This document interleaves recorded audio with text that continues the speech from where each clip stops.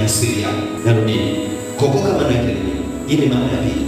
Kuokoka maana yake ni kusema maneno kwa kinywa chako huku ukiwa unaamini moyoni mwako.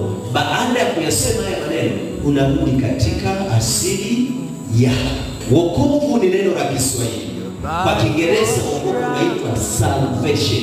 Kwa Kiingereza salvation. Kwa Kigiriki inaitwa salvage. Salvage.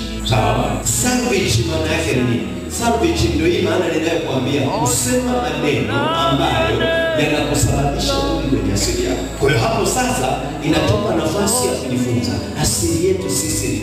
Asili yangu mimi ni wapi? Asili yako wewe ni wapi? Asili yetu sisi ni kumcha Mungu. Asili yetu sisi ni kumwishia nani? Mungu. Asili yetu sisi ni kuyafanya mapenzi ya Mungu. Lakini hapa katikati ya safari kuna